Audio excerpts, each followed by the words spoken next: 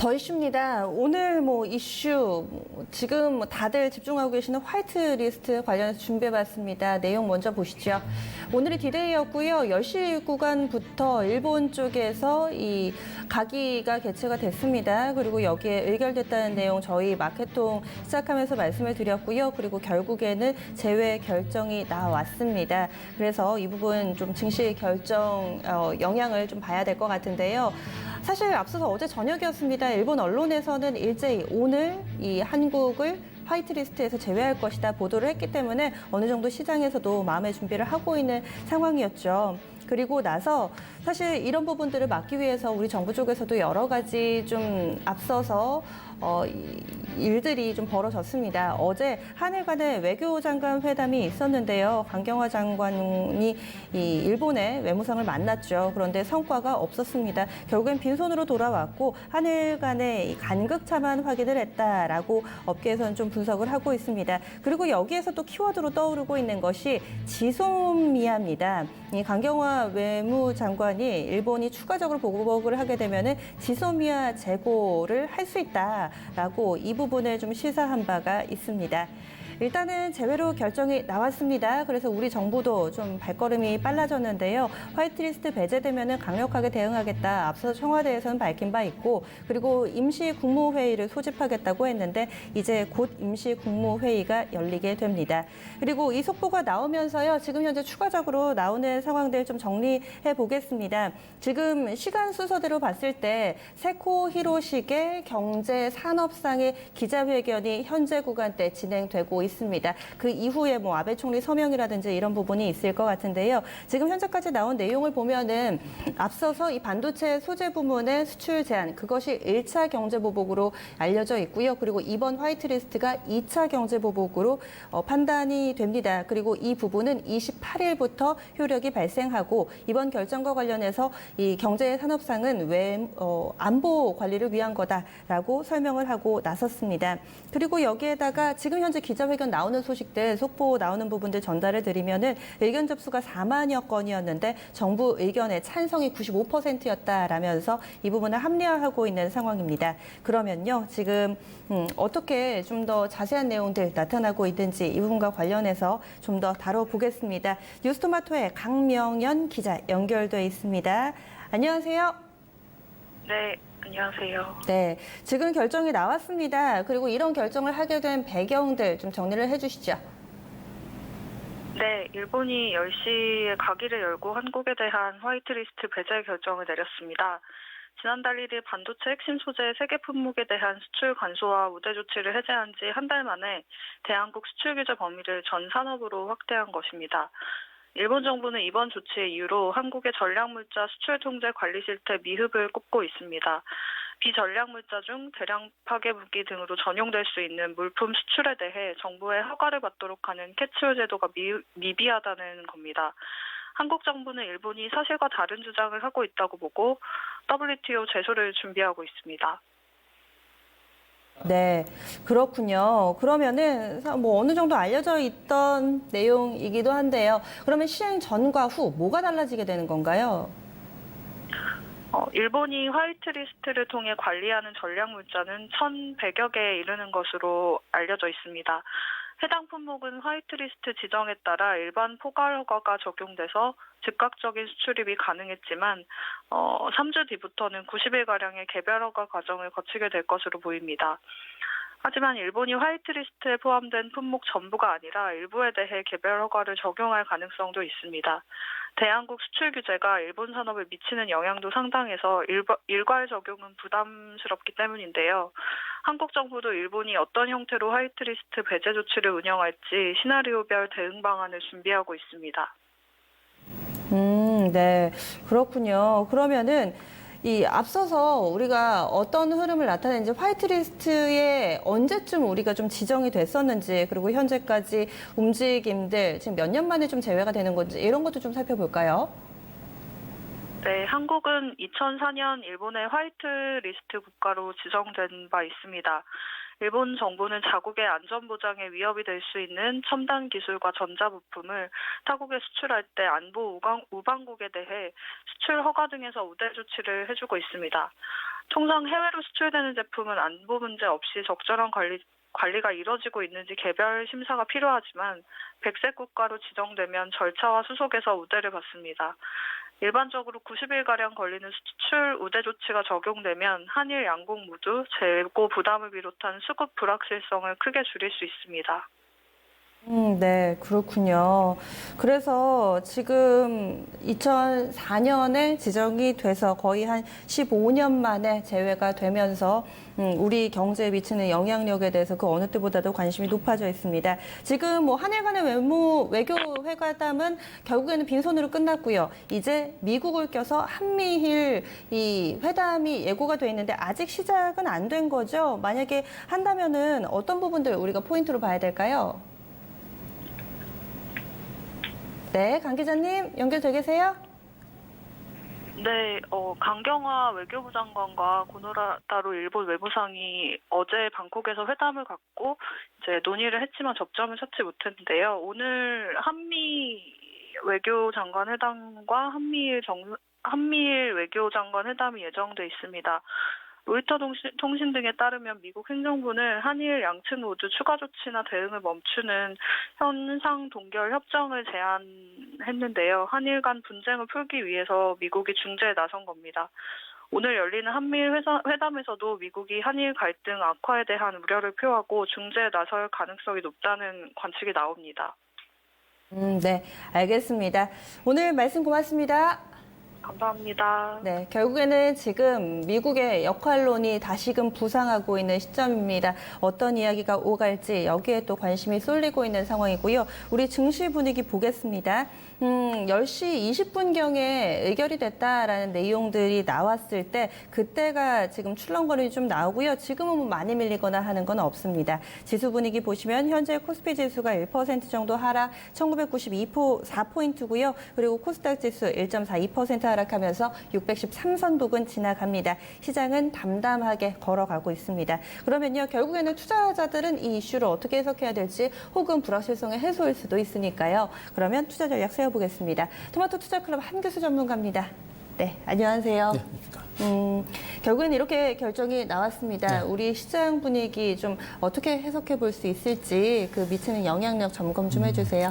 일단 시장 화이트리스트라고 하는 부분에 대해서 우리가 너무 공포 심리를 가질 필요는 없다고 봐요. 그동안 언급드렸듯이 이제 화이트리스트라고 하는 재료 자체가 시장에서 이제 7월 첫날부터 이제 나오기 시작을 했고 또 한국의 이제 무역부과 함께 화이트리스트라는 단어가 나오기 시작을 했는데 일단 뭐 그동안 말씀드렸듯이 시장에 이제 충분하게 선 반영이 됐기 때문에 일단 만약에 이제 화이트리스트가 적용되는, 결정되는 그런 시점에서는 한 번 정도는 이제 충격이 이제 가능한 것으로 보여졌는데 오늘 그 충격이 일단 나타났는데 보통 이제 이런 예고된 악재들은 이게 진짜 현실화 될지 안 될지 모를 때는 주가가 은근하게 밀리는 그런 형태예요. 근데 이번에는 화이트리스트가 워낙에 될 거다라는 그런 시각들이 강해서 어제 그리고 오늘 아침 초장까지 상당히 많이 밀렸던 것이고요.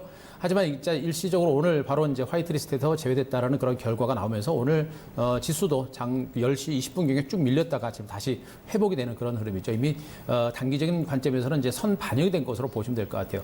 다만 이제 중기적인 관점에서 이 화이트리스트라고 하는 재료가 실질적으로 시행이 되는 이제 8월 말 정도가 될 것 같은데 8월 말 정도에서 이것이 실질적으로 시행이 되느냐 마느냐 이게 관건이 될 것 같습니다. 거기서 만약에 시행이 되게 되면 시장은 역시 또다시 추가적으로 하락세를 보일 수 있는 가능성이 높은데 그 시점까지는 그러니까 실질적으로 시행이 되는 그 시점까지는 시장은 더 이상 밀지는 않을 걸로 봐요. 왜냐하면 바로 이제 화이트리스트에서 제외될 것이다라는 그런 악재가 선 반영이 됐기 때문이고요. 말씀하셨듯이 이제 미국이 중재에 나서고 있는 이런 상태입니다. 미국이 중재에 나서고 있기 때문에 지금 한국과 일본, 미국 글로벌 국가들이 모두가 이 화이트리스트가 제외됐을 때 그 충격은 다 클 수밖에 없습니다. 그래서 그 안에 어떤 해법이 나올 수도 있기 때문에 시장 자체는 추가적으로 폭락할 가능성은 높지는 않다라고 일단 보시면 될 것 같고 좀 더 긴 관점에서는 이제 화이트리스트가 이제 시행까지 되면서 그리고 이제 삼성전자의 그러니까 소재 재고 부분이 한 2개월 반 정도가 남았는데 그것들이 이제 재고까지도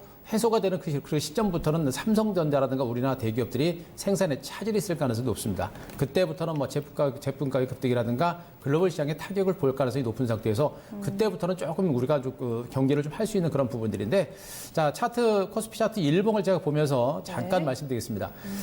지금 코스피 차트 일봉을 보시게 되면 자, 7월 1일이죠. 정확하게 이제 7월 1일부터 국내 증시가 미국 주식 반등과 더불어서 반등에 나서려고 하는 그 시점, 자, 파란 박스를 쳐놨는데요. 그 시점에서 이제 아베를 중심으로 이제 일본의 우리나라 소재에 대한 수출 규제 얘기가 나왔던 부분이고요. 그리고 중간에 급락했다가 소폭 반등이 나오는 이 시점에서도 이제 그때부터는 이제 화이트리스트 제외 가능성이라는 재료가 부각이 되면서도 상당히 선방했었죠. 하지만 재차 이제 2050선까지 2050선 하단까지 밀리고 있는 부분들, 그리고 오늘까지 밀리고 있는 부분들은 바로 이제 화이트리스트에서 제외될 가능성이 상당히 많이 부각이 되면서 밀린 겁니다. 결국에 지금 현재 한국에 대한 일본의 경제 보복 조치라든가 화이트리스트라고 하는 재료는 이미 충분하게 선 반영이 됐기 때문에 실질적으로 시행되는 시점까지는 최소한 더 이상 밀리지 않는다. 최소한 하반 경직이 나온다고 보시는 게 좋을 것 같고, 저는 이제 개인적으로 그래요. 지금 이제 일본의 그 화이트리스트 제외라고 하는 부분들은 단기적으로 우리한테는 조금 힘들 수도 있습니다. 그러나 좀 더 긴 관점으로 본다고 한다면 정부 차원에서도 어떤 대책들이 있기 때문에 우리나라 기업들이 자생력을 가질 수 있는 그런 어떤 경쟁력을 가질 수 있는 그런 기회로도 볼 수가 있기 때문에 언급드렸듯이 단기적으로 좀 힘들지만 그러나 너무 무서워하지 말자라는 거 여러분께 또 한번 말씀드리겠습니다. 지금 발표 전후로 해서 우리 시장 분위기 제가 앞서서 간략하게는 좀 말씀을 드렸는데요. 이 내용도 좀 봐주세요. 지금 분봉상으로는 그럼 크게 출렁거림이 없는 거죠? 그렇습니다. 분봉사로 거의 출렁거림이 없고요. 이미 아침 초장에 이미 시장은 그 악재가 반영이 된 겁니다. 시초가에서 코스피 차트 일봉 보시게 되면 시초가에서 급락 출발했고 지금 이제 십자 양봉으로 반전된 상태거든요.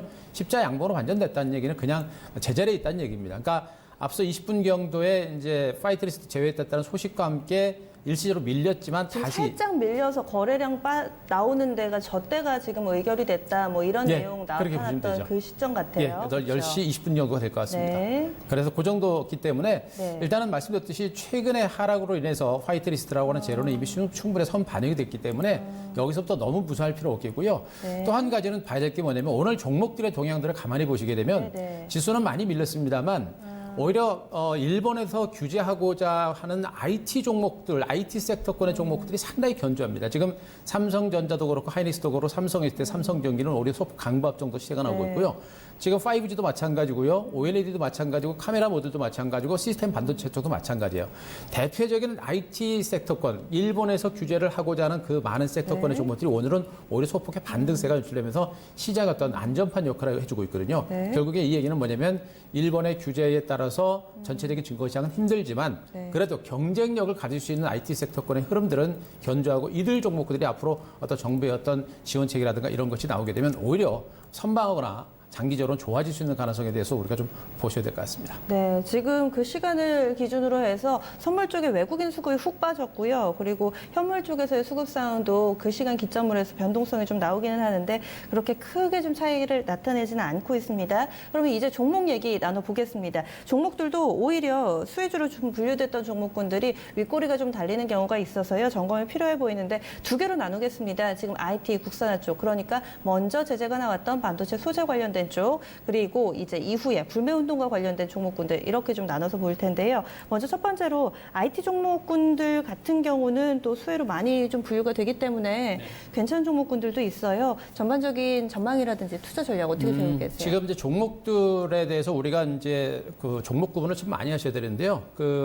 지금 한국의 화이트리스트와 관련해서 수혜주와 피해주가 범위가 굉장히 광범위합니다. 그래서 종목에 대한 분석을 잘 하셔야 되는데 단순하게 최근에 이제 강세를 보였던 애국 테마주라든가 이런 종목들과 그다음에 불화수소 관련된 소재와 관련된 종목에 대해서도 이제 구분을 좀 일단 여러분들이 하실 수 있어야 될 것 같습니다. 일단은 그 IT 소재주 쪽에 대해서 먼저 잠깐 말씀드리면 오늘 같은 경우는 이제 SK 코론피아라든가 이런 종목들 강세는 나오고 있습니다만 더 이상 못 가고요. 또 7% 강세는 나옵니다만 좀 그 강세는 이어가지 못하고 후성 3% 그리고 솔브레인도 이제 3.8% 정도 반등이 나오고 있는데 이들 종목은 이미 이제 재료 자체가 이제 주가에 많이 반영된 부분이에요. 그리고 실질적으로 주가가 이미 오른 종목군들, 솔브렌 같은 종목들은 주가가 굉장히 많이 올랐거든요. 그래서 아무리 이제 대체 수요에 대한 기대감을 가지고 올라갔더도 이미 주가가 너무 과도하게 반영된 부분들이기 때문에 이들 종목들은 실질적으로 화이트리스트가 제외가 된다고 하더라도 너무 반영돼서 더 이상 못 가게 할 수 있는 가능성이 높습니다. 그래서 앞으로도 장기적인 관점에서 지금 구간에서 추가적으로 급등하는 건 굉장히 어렵기 때문에 이미 올라간 종목에 대해서 우리가 좀 많이는 좀 안 보시는 게 좋을 것 같고요. 일단 종목으로 이제 다시 소비재 쪽으로 다시 좀 넘어가겠습니다. 일단 수혜주 쪽에서 그동안 올랐던 종목들 중에 모나미라든가 뭐 쌍방울 같은 종목들, 하이트질러 같은 종목들 오늘도 소폭의 반등은 나옵니다만 역시 분명히 이제 탄력이 좀 떨어지고 있는 그런 부분이에요. 일단 그동안 수혜주로 부각이 됐었던 종목군들은 여전히 이제 일본과의 어떤 화이트리스트 제외 때문에 관계가 안 좋아지고 네. 소비재 그 일본 제품에 대한 수요는 줄어들고 그 우리나라 제품을 이제 사용하는 그런 상황이 될 겁니다. 그러면서 실적에 대한 기대치를 가지고 좀 더 추가적인 반등 여력은 있어 보입니다. 네. 다만 역시 마찬가지로 모나미 같은 종목들은 주가가 너무 많이 올랐다는 측면이고 또 하이트질러라든가 또 TBH 글로벌, 쌍발 같은 종목들도 단기적으로 올랐기 때문에 추가적으로 올라가더라도 변동성이 상당히 많이 연출될 수 있는 가능성이 높아요. 그래서 막연한 기대감에 의해서 올라가는 것은 좀 조금 부담이 되고 있다는 거 그거 말씀드리고 오늘같이 화이트리스트가 제외되는 이 시점이 아마도 제가 보기엔 마지막 상승 구간이 아닌가라는 생각이기 때문에 이들 종목은 좀 안 네. 쫓아가시는 게 좀 낫지 않을까라는 생각이고요. 그러면은 기존의 수혜 섹터로 분류됐던 이런 IT 국산화 관련된 종목군들도 이제는 좀 보지 말고 지금 불매운동 관련된 종목군들도 끝물이다 이렇게 좀 판단해 그렇죠. 주시면은 그럼 저희가 직접적으로 이 일본 쪽에서 좀 우리가 수입을 하는 그런 상위 품목을 보든지 아니면 뭔가 숫자가 나오는 그런 데이터를 통해서 수혜주 피해주를 좀 분류를 해봐야 될 것 같아요. 여기서 이제 우리 시청자 여러분들이 어떻게 시장을 봐야 되는지 확인될 것 같은데요. 제 그림을 하나 보겠습니다. 일본 수입 상위 10개 품목이라는 그림. 제가 얼마 전에 한번 보여드렸던 것 같은데요. 네. 일본에서 수입하고 있는 상위 10개 품목에 대해서 이제 일본에서 실질적으로 우리나라 업체들을 이들 장비 업체들을 중심으로 타겟을 가지고 규제를 하고 있는 것을 보시면 돼요. 그러니까 지금 메인 위에 이제 박스를 쳐놓은 부분이 이제 반도체 장비 부분인데 52.4%, 그 33.8%나 됩니다.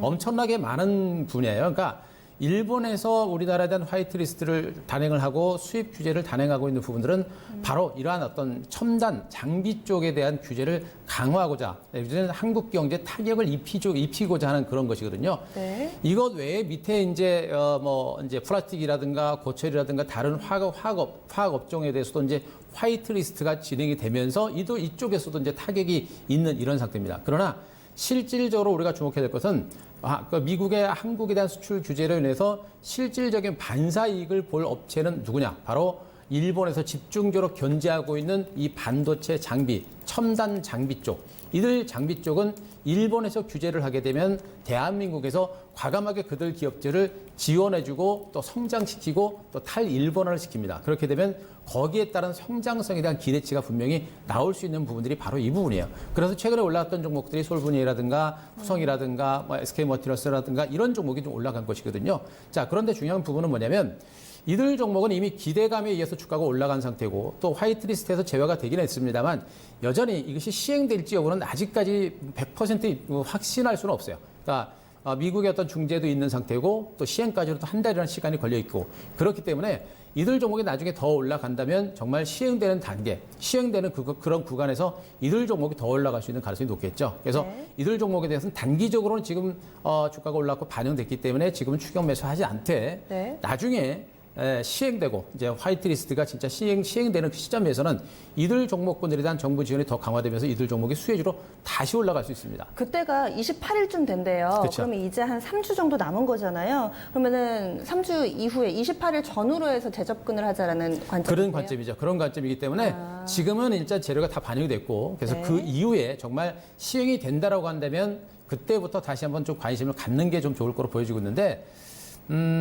지금 말씀해 주셨던 종목군들은 IT, 그러니까 반도체 소재 관련해서 이미 시행된 부분 보시는 거세요? 아니면 화이트리스트와 관련된 부분을 말씀해 이미 주시는 시행된 부분이고요. 그러니까 시행된 그러면, 부분과 함께 네. 화이트리스트가 시행이 된다고 하더라도 네. 실질적으로 가장 큰 수혜를 보는 쪽만 보시는 게 좋아요. 그러니까 단순하게 공작기계라든가 일부 화학업체라든가 이런 쪽은 수혜의 폭 자체가 크지 않기 때문에 정부 차원에서도 밀고 있는 그런 어떤 사업 부분들이 크지 않기 때문에 실질적으로 실제로 일본에서 규제를 했을 때 우리나라 기업들이 정말 정부 지원을 강력하게 받고 적극적으로 기술 개발에 나서면서 수혜를 받을 수 있는 부분들은 바로 이 첨단 소재 쪽이기 때문에 첨단 소재 쪽만 봐도 첨단 소재 쪽으로 봐야 우리가 증권시장에서 얻을 수 있는 기대 수익률이 상대적으로 크다. 이렇게 정리를 좀 드리겠습니다.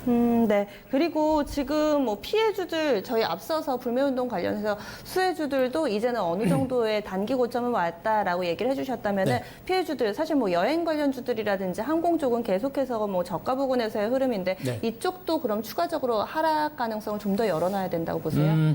이것도 마찬가지예요. 앞서 말씀드렸듯이 네. 이제 지금 이들 피해주들도 그동안 이제 이제 화이트 리스트에 대한 어떤 우려감 그리고 이제 한일 간의 관계가 굉장히 나빠지면서 여행을 안 가고 일본 그 물건들을 또 안 사고 하는 뭐 이런 형태가 되면서 이제 피해주로 이제 부각이 됐었는데 역시 마찬가지입니다. 화이트 리스트가 여기서 이제 시행이 됐고 말씀드렸듯이 한 달 정도 후에 이달 말 정도에 이제 만약에 이게 시행이 되게 되면 그때는 이제 한일 간의 관계가 계속 냉랭해지고 안 좋아지는 겁니다. 그때는 네. 이제 장기적인 관점에서 이번에 이제 그 한일 간의 무역 분쟁이라는 문제가 봉합되지 않고 장기적으로 나빠지는 형태가 될 것 같아요. 그렇게 되면 계속해서 뭐 일본에 대한 여행은 줄어들 가능성이 높고 그렇게 될 수 있는 가능성이 굉장히 높죠. 그러면 이번에 이제 피해주로 부각됐었던 하나투어라든가 모두투어 같은 이런 여행주라든가 또 항공주, 진에어라든가 롯데그룹주들 이들 종목군들은 여전히 주가가 많이 빠졌지만 또 더 빠지지는 않는다고 하더라도 만약에 한일 간의 관계가 계속 나빠지게 되면 주가는 결국에 못 간다고 보시는 게 좋겠죠. 하지만 중간에 이제 한 달 정도 그 시행 기간까지 남아 있는 유예 기간이 남아 있는 상태에서 네. 한일 간의 이제 그 상태가 좀 뭐 미국의 중재로 인해서 화이트리스트가 더 이상 그 시행이 안 되거나 분위기가 좀 좋아진다거나 이런 분위기가 나오게 되면 이들 종목이 오히려 강하게 치고 갈 수 있는 여력은 있겠죠. 근데 네. 지금 현재로 봤을 때는 일단 시행 전까지는 주가는 더 빠지지 않더라도 한일 간의 관계가 지금 당장 좋아질 가능성은 높지 않다는 측면을 감안하게 되면 이들 피해주들도 많이 빠졌지만 강한 반등까지 또 추세 반전까지 기대하기는 좀 어렵지 않을까라는 그런 생각도 해볼 수가 있을 것 같습니다. 네, 알겠습니다. 말씀 고맙습니다.